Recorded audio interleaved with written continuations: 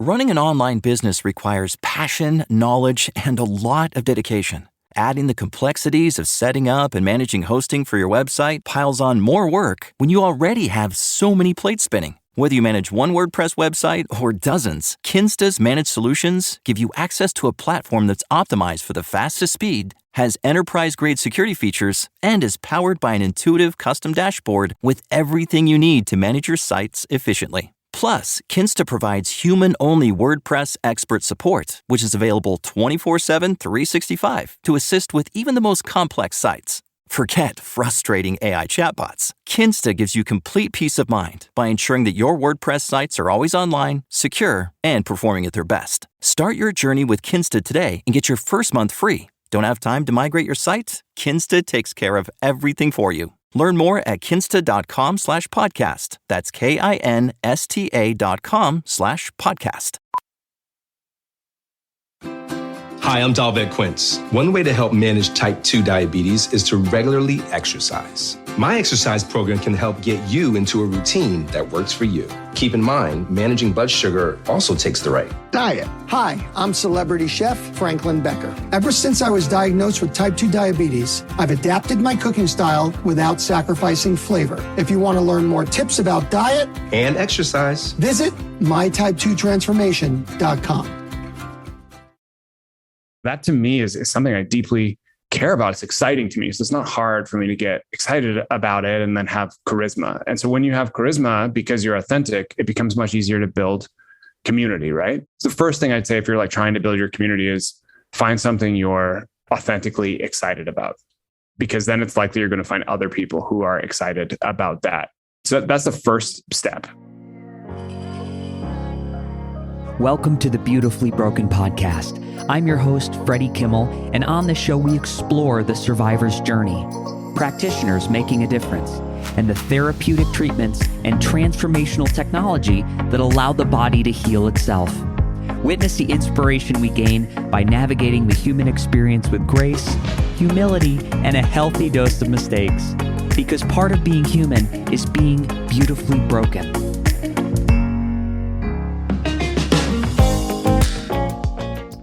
Ladies and gentlemen, welcome to the Beautifully Broken podcast. We are here with a very special guest from north of the border. I'm here with Robbie Bent. Robbie, welcome to the podcast. Thanks, Freddie. I appreciate your time. I'm excited to be here. I'm excited to have you here.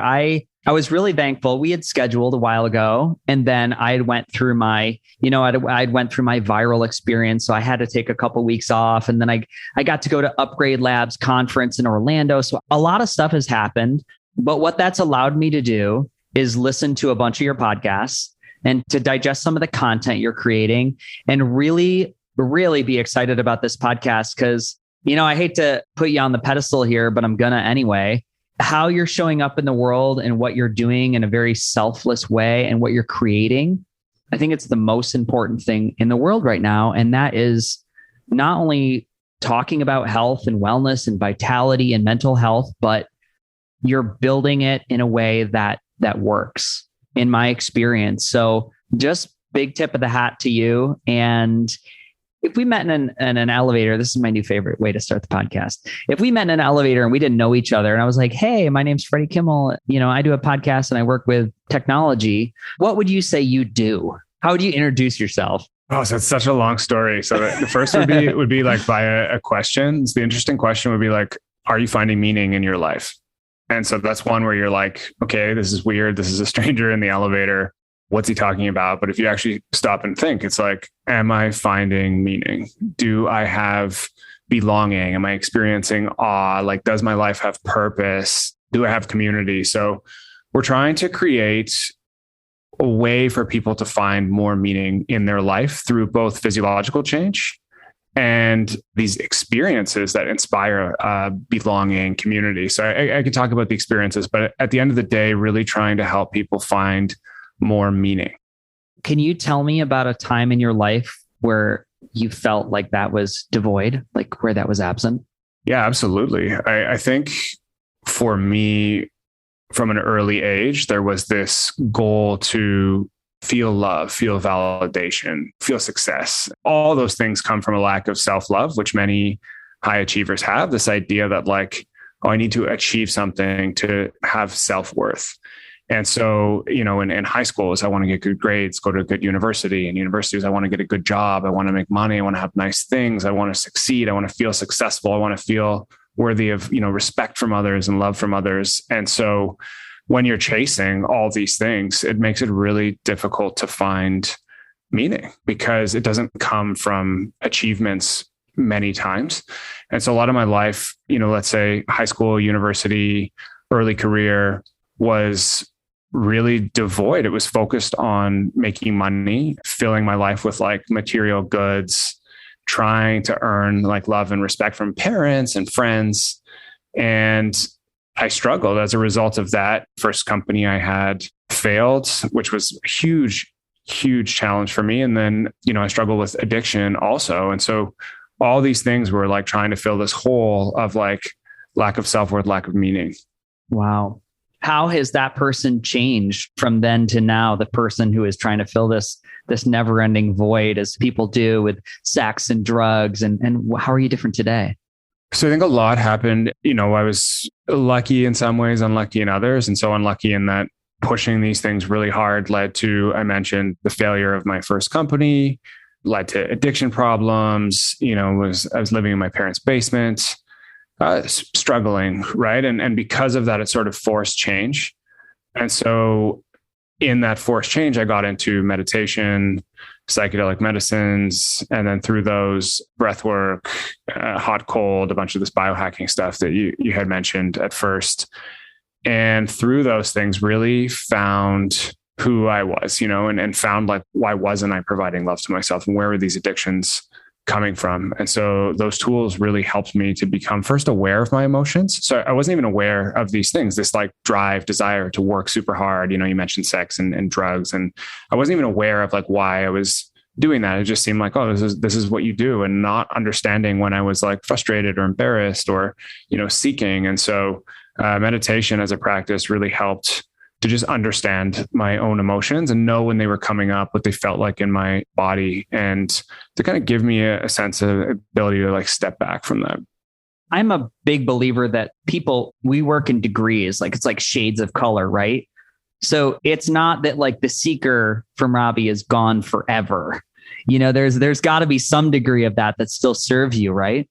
Absolutely. And so what I'm doing now, so we've built a mobile app for breathwork. And if you're struggling to get into meditation, which most of my friends were when I was trying to teach them for many years, we're like, oh, can we make this easier, a little more fun, more exciting, more like a fitness class? And so we built this app to help people who have struggled to meditate, to find more energy, to better deal with anxiety, to better fall asleep, just to again, find more meaning in their life. And then these physical spaces, and the physical spaces are like a healthy place to hang out and socialize, which doesn't really exist. So 45-person sauna, 4 ice baths, classes, maybe a hypnosis class in the sauna, breathwork class in the sauna, and then a tea room where people can hang out. So these spaces are, again, to help find more meaning. And they're in a way that people can understand if they struggle with those things before. Yeah, I like that idea. You framing the tea room and the group hypnosis and the hot sauna, 45-person. It sounds like a place like you'd want to go hang out. It's funny. I was just at the Upgrade conference in Orlando. So everybody there, Dr. Mercola, Dave Asprey, all the cold coaches, Morosco Forge, all these great technologies, the Vasper machine, people really bringing innovative technologies into the space that can really help the body move along in healing. And a big missing piece for me at this conference was like, where's the fiber holding all this together? And I'm aware, because I've had the privilege of having a lot of these technologies and red light therapies and, all this ozone machines in my home, I understand the hollow nature of getting some piece of technology home. You open it up and like, it does what it does. But at the end of the day, you're left without the magic of the person who like maybe moved you into the sale. Maybe you're left alone without the Zoom community call in which you were engaging with other people using it. So there's like this missing piece. And for me, like I saw this conference and all the stuff everybody was talking about. It's great stuff, but there wasn't a methodology at this convention to tie it all together. And it is what you're talking about on your platform. It's creating some type of a web or a network that it's going to be so fun for people that they have no choice but to continue. Yeah, and I think people are busy, right? And so if you wake up, you've got your morning routine, your journal, your meditation apps, your Juve light, your assault bike, your exercise, your float. A lot of these things are done single player, and that's great. But your single player work daytime is limited, and everybody is overwhelmed and packed. What is not limited or people have is social time at night. And oftentimes the social time is where you do damage to the body. So it's going out to a restaurant, having drinks, going to a party. So what if you could replace that social fun time with something that was still fun, but was healthy? And that's like everything we're building is around that concept of, can we make these things fun, community driven, exciting? And it just results because I struggled with alcohol and drugs. And so I couldn't be at a bar, couldn't be at a restaurant, and there was nowhere else for me to go. And 10 years ago, psychedelic medicines, meditation, biohacking, these were people that listened to Tim Ferriss and Ben Greenfield. These were very, very fringe. And now there's a large enough group to make a community for these people in any city. But where is the community space they want to hang out? And I love Upgrade Labs. I love float studios. I go to these things, but they're single player. So the aspect we're cashing in on or trying to like get out there is that like health can be fun, and it can be something you do in the evening to replace your social time to make it more healthy. Yeah. What comes up for me is something I always loved. It's ingrained in my psyche, the sound of Sunday football. Like having Sunday football on it. Like my dad was there. We'd get pizza and wings. We'd eat crap food. Of course, there'd be lots of beer out and everybody be getting drunk watching football. But like just the energy in the room, I've associated that sound is a backdrop or a landscape with like relaxation. Like if I have football on, but now it's like I sit in my Sunday living room and it's sad because I don't want to be drinking beers and I can't go watch the game at the bar because everybody's drunk and the quality of conversation is very low. Right. But I ask myself that question all the time. Like, where is my community and how do I build this? Because I don't want to always go be like, oh, let's go get on the Carol bike and do some like hyperventilation of pure oxygen. I mean, sometimes you just want to go be with other people and you want it to have this sense of like, we're building community relationships and having a good time. So yeah, please tell us a little bit more about what you're doing and like maybe some details on how you're doing it. Yeah. So the first thing was, I kind of alluded to this tough time in my life where I was looking for change, right? And so the change started with the Vipassana meditation retreat. And then through there, I learned about psychedelic medicines, got into that. Can you just say for people at home, like what is a Vipassana meditation if nobody knows? I know there's all types of meditations and durations, but I'd love for you to explain that a little bit. Absolutely. So it's a lineage of meditation that dates back to the Buddha, the way Buddha taught meditation. There's no real spiritual side associated with it. It's just a technique, which was really beautiful for me. And everything around it is donation based. So was started in, I think, the 80s, and through only donations, there's now 200 centers worldwide. And to do this technique, it's started with a 10-day retreat. And for many people, they're like, whoa, 10 days, that sounds insane. But it's actually the best way to learn meditation. And you can think of meditation like a skill. It's kind of like playing basketball or an instrument where if you pick up a guitar, you're not going to be able to play a song. And so instead of meditating kind of 10 minutes a day on Headspace or Calm, which is the standard, you can go and do 2 years of meditation within 10 days. And so you go on this silent retreat.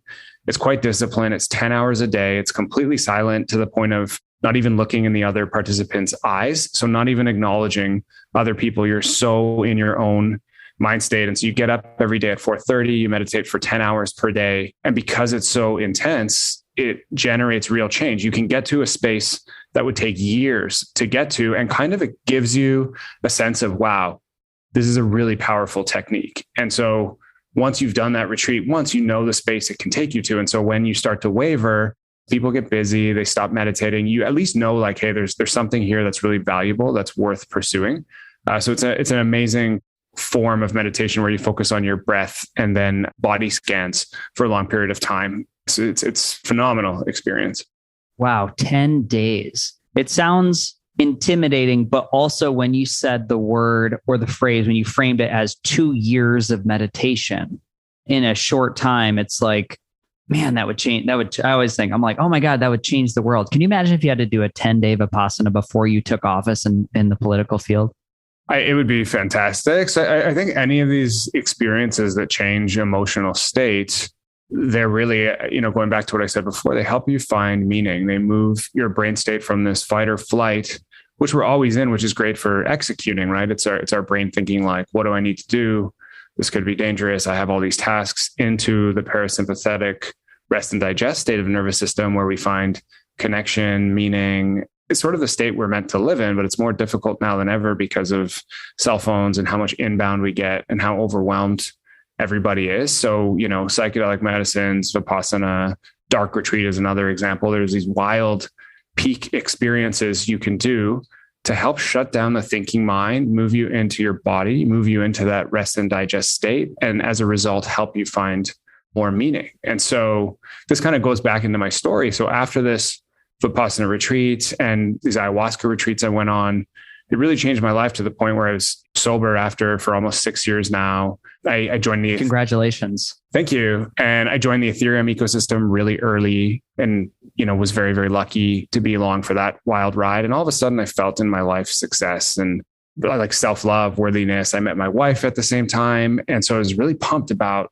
these peak experiences, meditation, psychedelic medicines, but struggled to teach people, because they're hard and they're challenging and there's a lot of fear and resistance. And so, people listening like 10 days, that's crazy. I could never do that. And so I kind of got dismayed a little, like, wow, I know these things work. They've made me so happy. I found more meaning in my life. I'm more present. I'm enjoying love and connection more. Just like the little things are so much more enjoyable than they were. How do I teach this to people? And so we started trying to create other peak experiences that could kind of give you a moment in time look into, wow, there's something here that's important that I should focus on, and kind of open the door into the realm of mindfulness to be that like first wedge. And what we found was that the ice bath.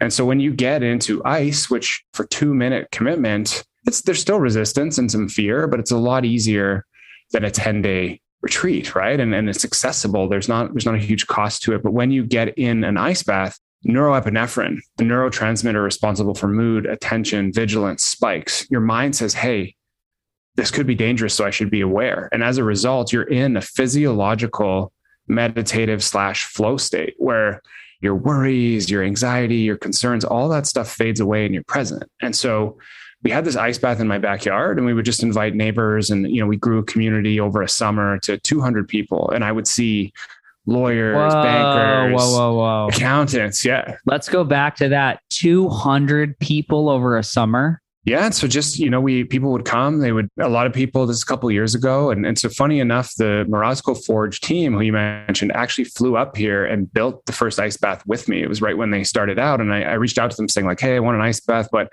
I can't really afford to have it shipped up here. Would you guys be down to come to Toronto? And so I flew them up here. They stayed with me for 4 days, and we built our first ice bath together, which was really, really cool. And during the first night when they were here, we had a bunch of people over to like do the ice bath, test it out. And people were scared. So we're like, oh, I wonder, we've got these sound bowls and we have these essential oils. Let's combine all this stuff and like teach them a special way to deal with, and surrender to the fear of the experience. And so that's when we started doing ice bath coaching. And of course, everybody's taking videos of the sound bowls and the essential oils and like the whole prep for the experience, posting it on Instagram. We're getting messages like, yo, that's really cool. I want to come. And so every night, my wife and my friends and I for an entire summer just hosted people in the backyard. We'd have a campfire. We would explain the science of the longevity benefits of the cold. And then we would talk about how to reprogram your subconscious mind in the ice in that flow state.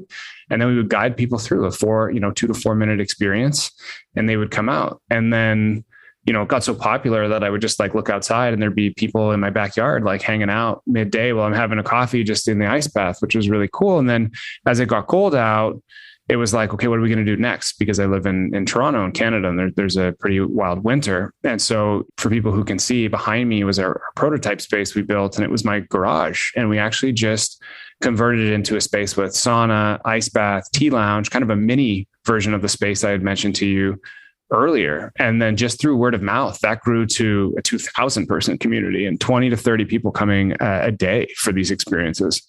It's such a common question because people ask me how to do this all the time. I very similarly, wherever I've been, I've built community.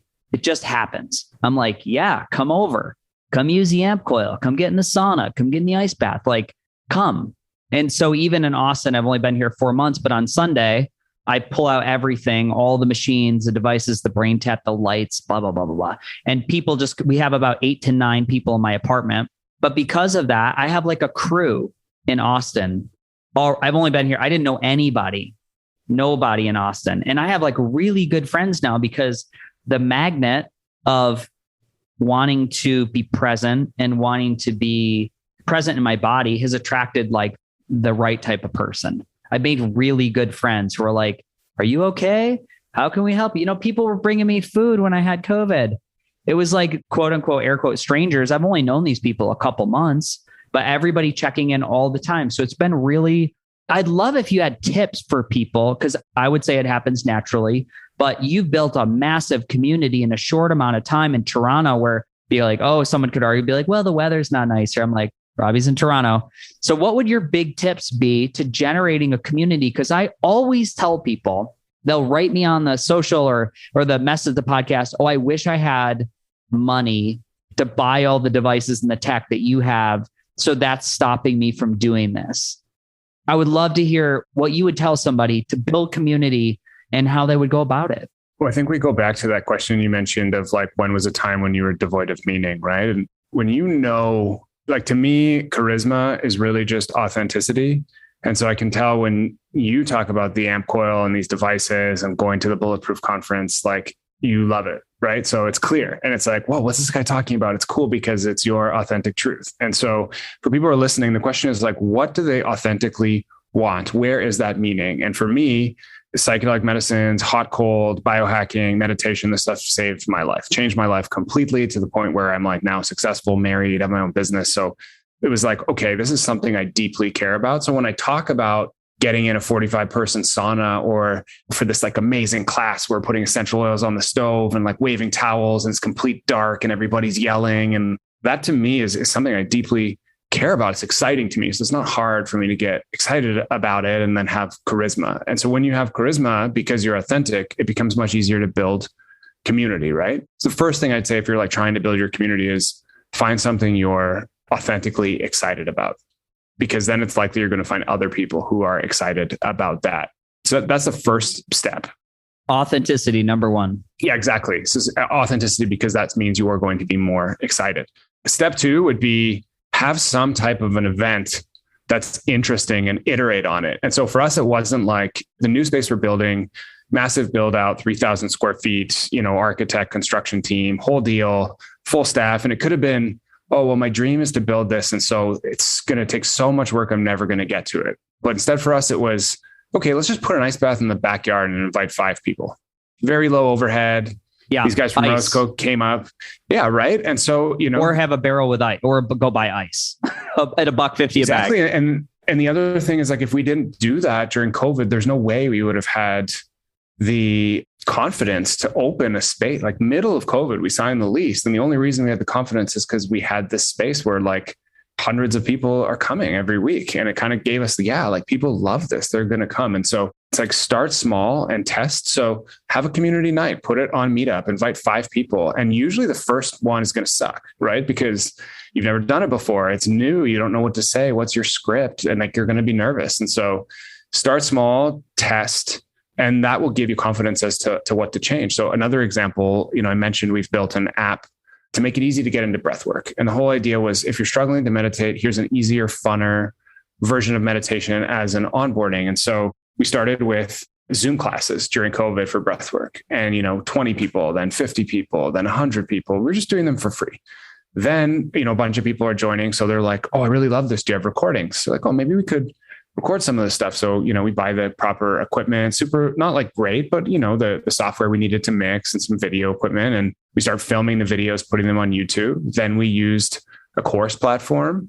And so bootstrapped a course platform, which didn't cost us any money. And we had kind of 20 to 30 classes, and people start to buy the course and they're like, oh, we want more. So, all of a sudden we've made 200 classes, and it's one of the largest libraries of breathwork content. And then people are like, oh, we want an app. So now we have a few thousand customers and people are paying for it. And so it's like, okay, let's build an app. And so I think a lot of people get lost in exactly like you said, I can't follow my dream now. There's too many steps. So I would say find what you're authentically passionate about and then take small steps, but get started. Because when you get started and like are working with the customer, it's going to make you excited. Like when I see someone's face when they get out of the ice bath, I'm like, holy shit, this is insane. Like there's something here. Yeah, that's so powerful. That's so powerful. So what are you looking at for launch dates, accessibility to the app, where people could start using this?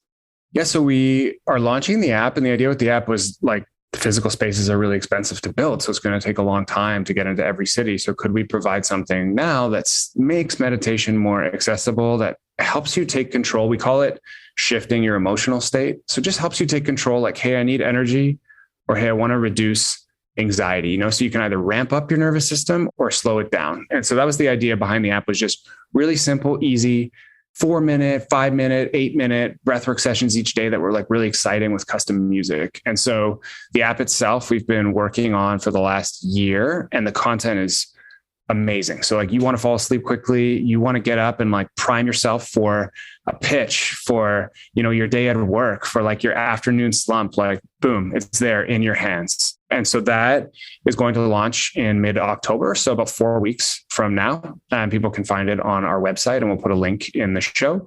And then the space we've been working on for 2 years. So it was the ice bath and the garage. And now we've rented beautiful space in Toronto. We're about 70% done in our construction. So December 1st is the goal for opening. And then we have a goal to actually, and I haven't even announced this publicly, but tour Austin and open our second location in Austin sometime end of next year. So I'll be in Austin Q1, starting to tour spaces to open as our first US location.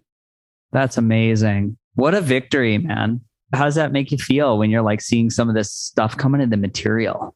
It's really cool. I still feel this like seeker, we mentioned that before. And there's that part of me that's like, oh, I want to be recognized. I want to build this thing. I want to build this big thing. I want to have tons of locations. I want to be successful. And so there is an ego piece in it. And that's kind of my work, because what makes me really happy is, and like now I feel I'm overwhelmed because I'm always trying to sell, trying to get the message out, hiring. It's like so much. And even though this is something I love more than anything, it's hard. And so there's like this balance of maintaining, remembering that it's just fun. And even if it was only one location, it would still be fun and valuable. So I feel really good and exciting that my dreams are starting to come true. Like getting to meet health heroes of mine that, I've been listening to their podcast for years, and it's like, oh, tell me about what you're doing. And that feels really, really good.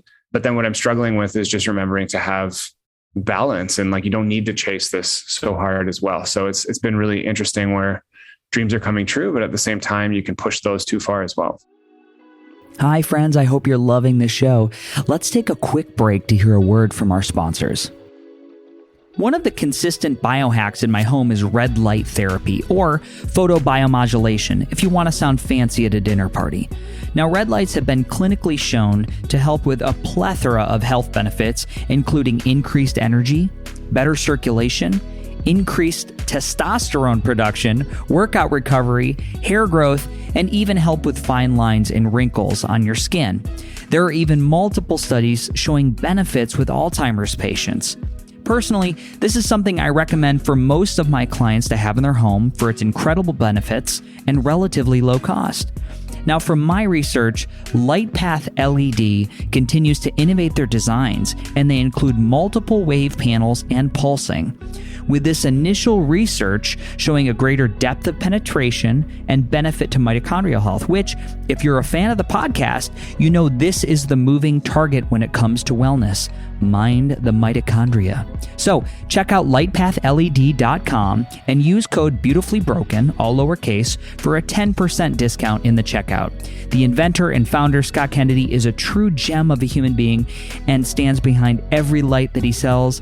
This is a Beautifully Broken podcast. Stamp of approval, 5 stars. Now let's get back to the show.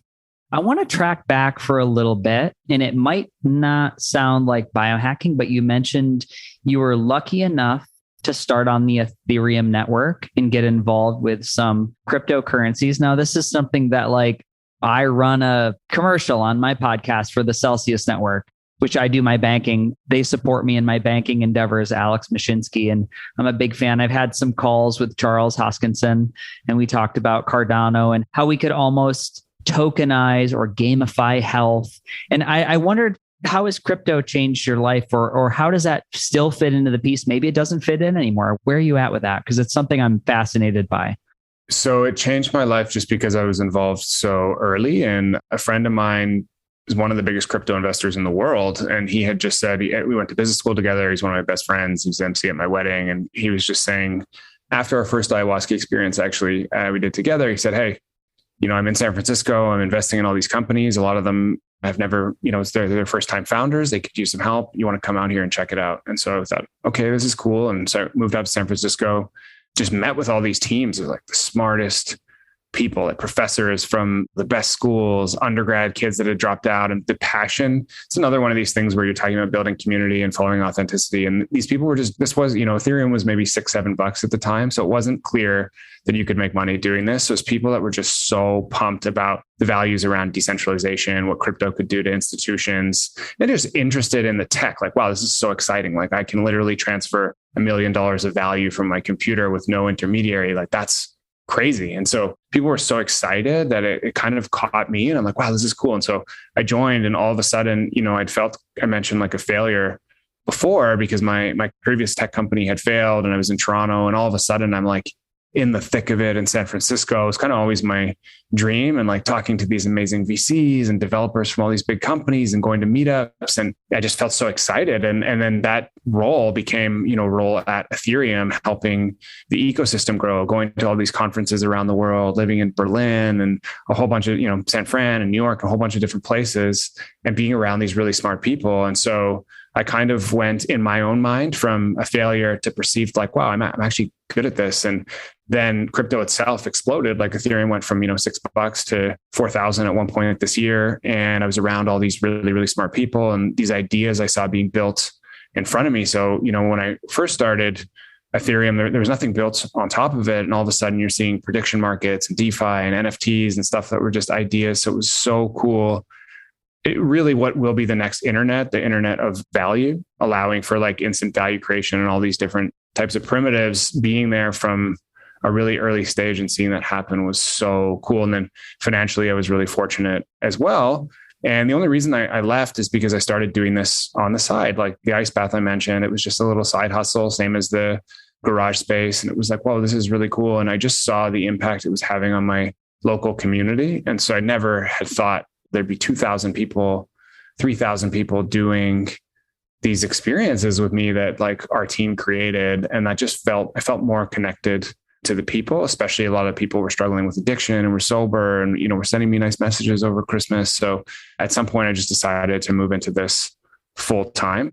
Incredible. Yeah. I see there being a connection to the health and wellness space that hasn't quite been established yet between decentralized currency in our markets. I'm not sure what it is yet, but like I said, I'd had a meeting with Charles Hoskinson, who worked on Ethereum, and we were talking about because my experience with chronic illnesses, a barrier in my head, maybe it's not real, was always the money.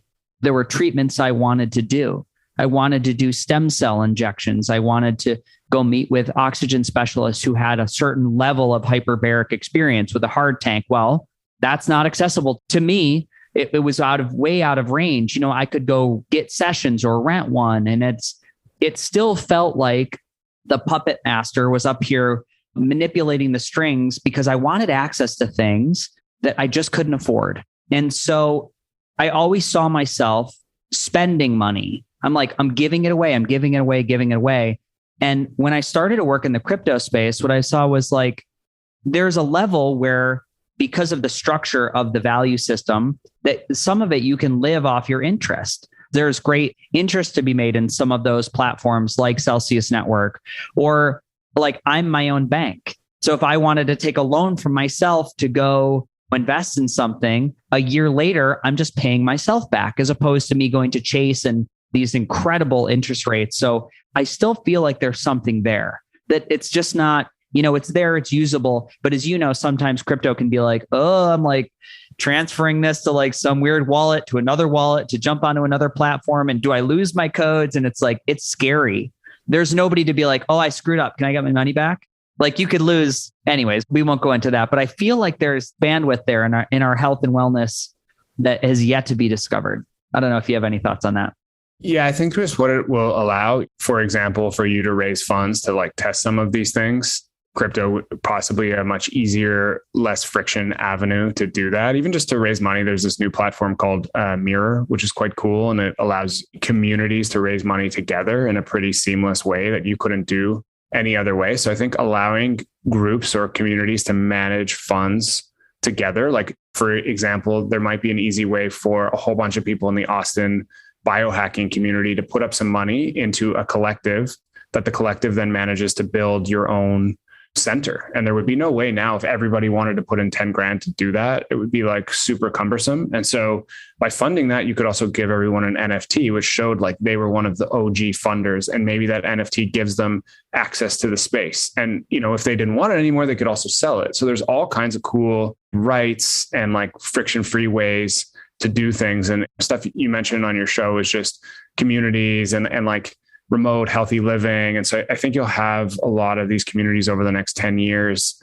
living and managing resources together in a new way. So yeah, in that way, there's a lot for crypto to do for health and wellness and almost any business in general. Beautiful. Yeah.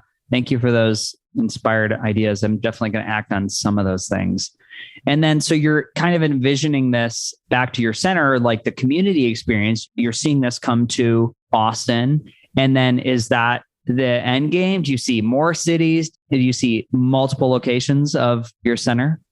Yeah. So the main goal is to help people find meaning. And for 80% of people, they don't have a mindfulness practice right now. And so those 80% of people, there's no way for them to shut down their mind and like deal with anxiety. And so a lot of the stuff that exists now, it's not that accessible. So like, what is the first step? So we're trying to have this big impact. And one of the businesses I really like or took inspiration from is SoulCycle. And I like it because it was the first boutique fitness studio experience. And so prior to that, going to the gym was like Gold's Gym. It was bodybuilders, professional athletes. And it was more difficult for the average person. It was more intimidating. And then you have something like SoulCycle comes along, which ushered in all these boutique fitness studio experiences, Rumble, Legree, Solid Core. There's just an enormous amount. And fitness became something that instead of for professional athletes, it was for everybody. It was community-based. It was this fun, like new thing. And I think there's a similar opportunity to do that for mental health. So right now, if you're working on your mental health, like it's either, I'm using like 5-minute journal or like some type of an app, but I'm doing it single player, as you mentioned, or I'm going to a therapist. And a therapist means I have to admit that there's something wrong with me, which is challenging. 2, I have to find a stranger and like open up to them. And 3, it's expensive. So therapy is phenomenal, but it's difficult from an accessibility standpoint. So there's a huge group of people with no practices that are maybe not struggling, but that could find more meaning. And so the goal is to build these things, launch them, and give a kind of an in-between where you're coming to the space. You're coming because it's fun. There's amazing music. It looks cool. It smells good. You're in the sauna. You're watching somebody wave a towel. It's like really exciting. Makes you feel great. It's good for your health. But then, in the ice bath, you learn about your subconscious beliefs, or you learn about getting into flow state. And it's kind of this in between where it's not therapy. It's not single player at home, but it does help you find more meaning. It helps with your mental health. And so to do that, I see us building like a SoulCycle model where we have one in every city, and it's that onboarding into a healthier life. Yeah. Back to the ice baths, you said, having it bring you into a level of awareness. And it was really interesting for me to watch pretty consistently the difference between men and women, like get into ice and see these like big, like muscle, like ripped 12-pack guys get in there like, and then see like women who had never been in a bath, maybe not like the craziest like workout cross, and just like get in and like, that's something I've learned from watching people in the ice is women have a different pain threshold. It's just different. And so I love that. It's just such a simple tool. And there's so many aspects of mental health that are involved in there as we peel away layers of like witnessing the human experience. But I love that. I love that that's part of your guys' methodology or the special sauce. The other thing you mentioned with like therapy, it's like, what's the quality of the therapist you get? Like, what's that? There's so many different types of therapy. Some are so ineffective, some are good. But from my experience, it is so powerful in community when we can share these experiences like plant medicine and the reintegration. I'd love to hear your take, and maybe you can give us some science, because maybe there's some people hearing this be like, oh, this guy basically told me to like sit nice and go do drugs, So can we go into a little bit of the science and validity around plant medicine and how that could help with someone with depression or addiction? Yes. So plant medicine specifically? Yeah. So this isn't advice. I'll preface by saying there are contraindications and issues for people with mental health disorders. However, some of the studies that have been done on psilocybin for depression have seen it be like 4 times more effective than any other pharmaceutical and lasting effects, 6 months, 1 year later. So there, from a science perspective, there are a ton of results on psilocybin for addiction, smoking cessation, end of life issues, depression. In a similar way, not plant medicine, but another psychedelic, ketamine, has been showing, again, amazing results for treatment resistant depression, OCD, and then MDMA for PTSD. So this isn't qualitative opinion. These are research studies done by places like Johns Hopkins, UCSF. There's been a lot of money and more money being put into extremely effective research. So there's not really any question at this stage that these things are effective. I think how specifically they work is somewhat unclear. There's research again happening there, but initially they had thought there's a part of your brain called the default mode network. It's sort of the part of the mind that controls the executive function. And so if you think of your brain as a computer, you're taking in sights, sounds, emotions, and over time, like a computer, your body and brain react.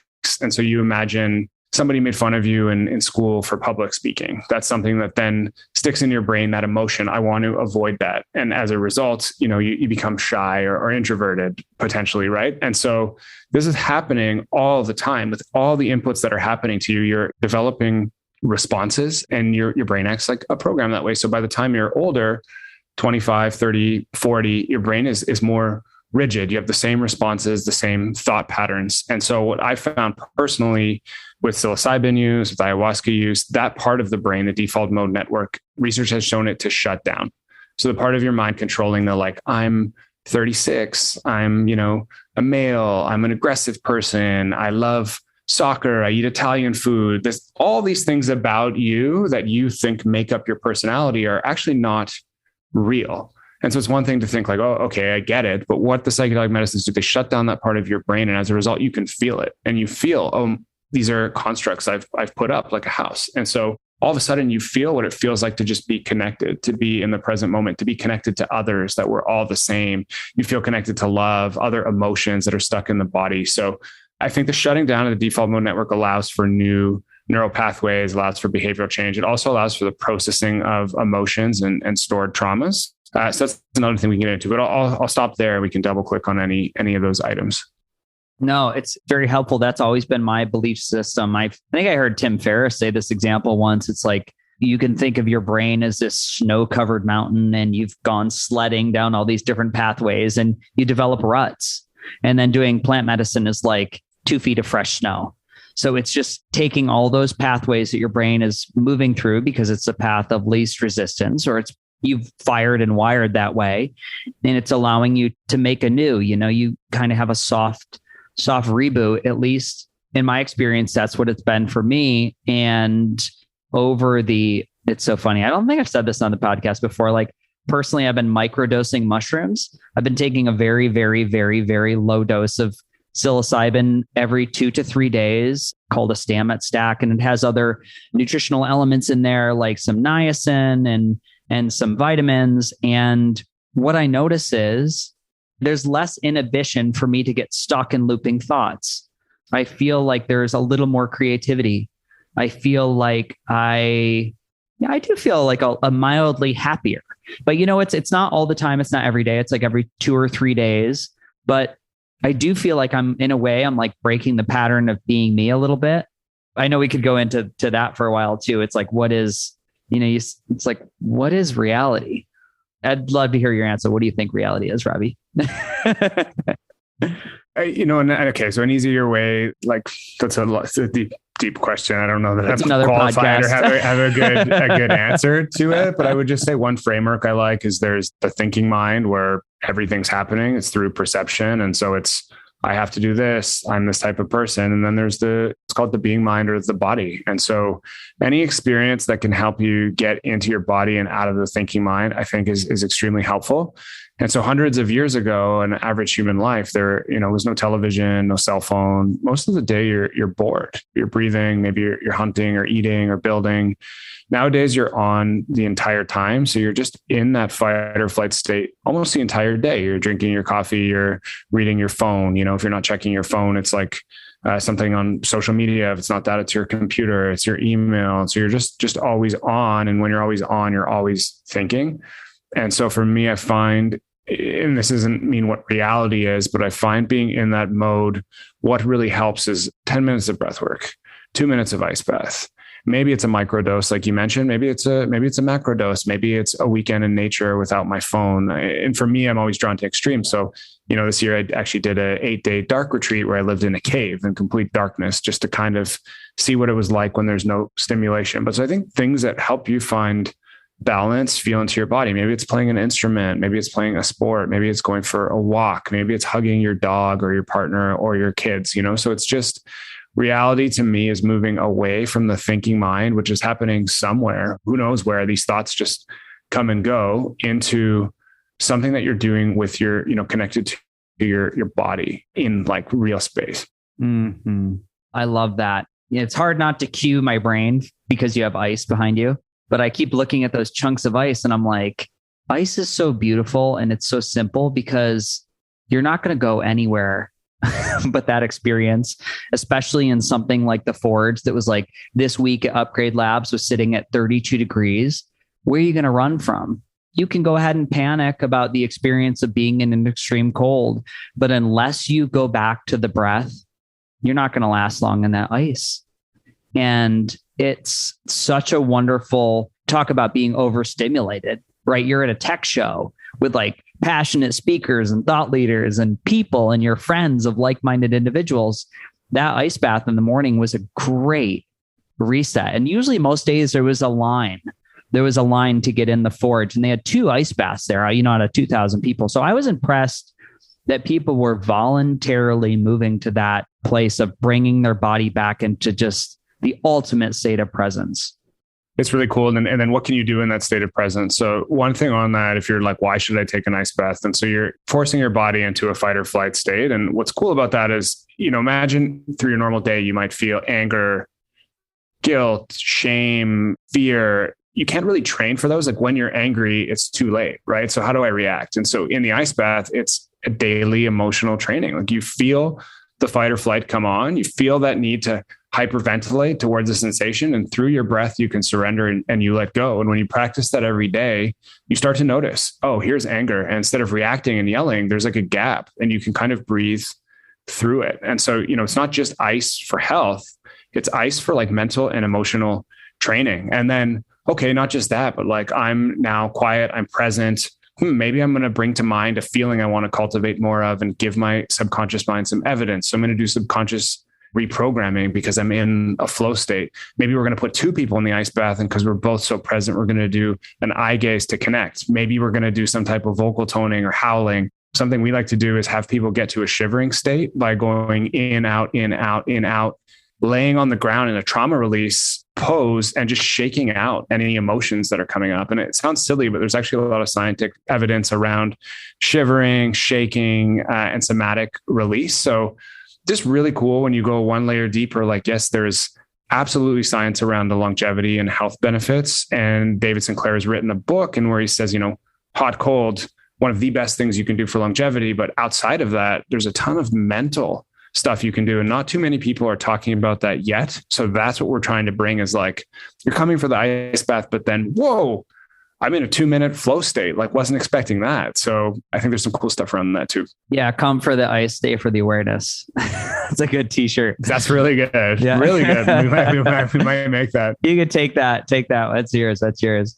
Well, Robbie, it's been an hour. I want to be mindful of time, but I also want to ask, how can people that listen to this episode support you in your community? Yeah, I think the call to action is just, if you resonated with like, hey, I'm feeling overwhelmed, a bit devoid, my day feels the same every day. I've struggled with meditation. I've heard about this stuff. There is an easier way, and there's a way this stuff can be fun. And so if that resonated with you, check out our app. There's a free trial. We'll put a link below and test it out. Try out some of this breath work. And in 10 minutes, you can learn, just like the ice bath, to change your state. And so, have hope that from a mental standpoint, there are ways to find more meaning and to feel better. Yeah, that's beautiful. And then, because we're the Beautifully Broken podcast, I want to hear your answer to this. I don't ask anybody anymore. What does it mean to you to be beautifully broken? I think everybody is broken in ways, just because life is hard. Like, we all have to battle our own minds. And even in the most lucky life that you would consider, they've faced rejection, anxiety, pain, self-doubt. And so to be beautifully broken is to realize that you are broken, and that's okay. And that's what makes it beautiful, is that it's part of human experience to be broken. And so by accepting that, you then don't have to be perfect. You can just live, because that's like, life is broken. And then an additional bonus question, because we're in a world right now where it seems like one of our greatest challenges is the divided nature of society. If you could just talk to all people on planet Earth for 1 minute, what would you offer people as a way to come together? That's a tough one. I think if the entire, that's like a kind of cop-out answer, but I was going to say, literally, like, people need the bazooka now. It's like where we're at. And so it's what could change state significantly, right? Like, what can get people out of their thinking habits we mentioned. And I would have to say it's likely for that one time a psychedelic experience to help you like feel that we're all the same. I mentioned before, our egos create uniqueness. And when those egos dissolve, you realize that humans are the same, and you find more compassion. So actually, let me rephrase, instead of a psychedelic experience, just anything that can help shift you into the parasympathetic state. So breathwork, cold, any of these items that are going to help you into that state, because in that state of less stress, we find more meaning, more love, more connection. And so if everybody knew how to move into that state at will, I think we would have a happier world. I love that. In the state of less stress, we find more meaning, love, and connection. That's a really powerful spot to go out. Robbie, are you on any social media handles or anything where people can find you? Yeah, so on Twitter, we build everything in public. So we're always sharing, what's going on with our businesses at Robbie Bent 1. And then on Instagram, I'm at Robbie Bent. Wonderful. Well, I can't wait to meet in person, and hopefully I'll see you down here in Austin, and we'll be able to collaborate and build and explore amplifying this community. Absolutely. I'm excited. When we come to Austin, we'll have you be one of those first members with the NFT and the whole thing. I'm in, man. I'm in. Thank you so much for being a guest on the Beautifully Broken podcast. It was truly a pleasure. Thanks, Freddie. Yes, sir. Thank you so much. Does anybody think that these health upgrades sound expensive? They can be an investment, but after truly learning how money works, the inflationary nature of our fiat currency, combined with the fact that big banks charged, are you ready for this? $34 billion to the poorest members of society, I knew I was ready for a shift. In my opinion, money is energy, and I've seen too many scenarios which compromised health is attached to financial distress. The energy is not flowing. And to break that cycle, it's going to take a new level of thinking to come up with a different result. Enter Celsius Network. This is my bank that's not a bank. Celsius is a place to store cryptocurrency safely and get an incredible return on your stored wealth. They share up to 80% of the revenue with the users, not the board of trustees, so you can earn up to 17.78% APY distributed weekly. I'd like to see a bank beat that. So what does that look like? Every Monday, I get a direct deposit of the money I've earned as a reward for joining the community on my beautifully designed app with this high-end customer interface. I've made over $2,600 by joining Celsius in just over 9 months. I've never made that in the history of time through my old air quote, big bank. So they have 0% in withdrawal fees, over 500,000 users, and 10 billion in assets that are insured. And you can also use your crypto or borrow dollars or stable coins with loans starting at just 1%. That's correct. You can borrow from yourself and keep your own money and pay it back over the next 6 months to a year. Say it with me. Financial freedom is back on the market. So check out the link in the show notes to join Celsius. I've got a special offer to earn $30 in stablecoins by joining the community. Please don't take this as financial advice, and everything I offer is an opportunity to do your own research and make the best choice for your abundance. Let the green energy flow so you can do more good in the world.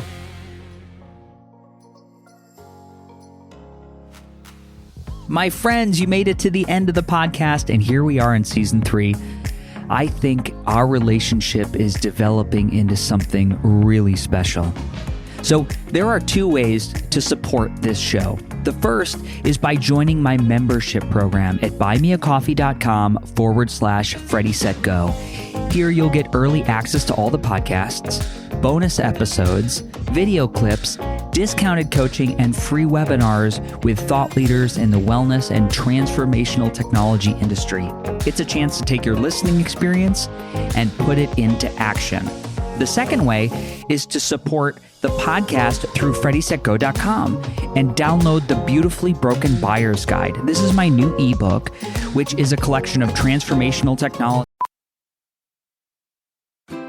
Hi, I'm Dalvet Quince. One way to help manage type 2 diabetes is to regularly exercise. My exercise program can help get you into a routine that works for you. Keep in mind, managing blood sugar also takes the right Diet. Hi, I'm celebrity chef Franklin Becker. Ever since I was diagnosed with type 2 diabetes, I've adapted my cooking style without sacrificing flavor. If you want to learn more tips about diet and exercise, visit mytype2transformation.com. Now's the time for a great deal on a new Honda. It's time to take an adventure with rugged capability and commanding style. Check out the Honda Ridgeline, Pilot, or CR-V. For a limited time, well-qualified buyers can get a 3.99% APR on a 2025 Pilot, 1.99% APR on a 2025 Ridgeline, or a 2.99% APR on a 2025 CR-V.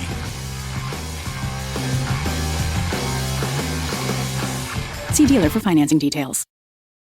Feeling drained, foggy, or just not yourself? These may be the effects of low testosterone levels. Henry Meds has you covered. Our testosterone replacement therapy, or TRT, is available in pills, injectable, or daily creams. Many patients report improvements in energy, mood, and focus. Though individual results may vary, TRT may support sexual function for some patients. Go to henrymeds.com/TRT to consult a healthcare provider to see if TRT is right for you. Take the first step in feeling your best again. henrymeds.com/TRT.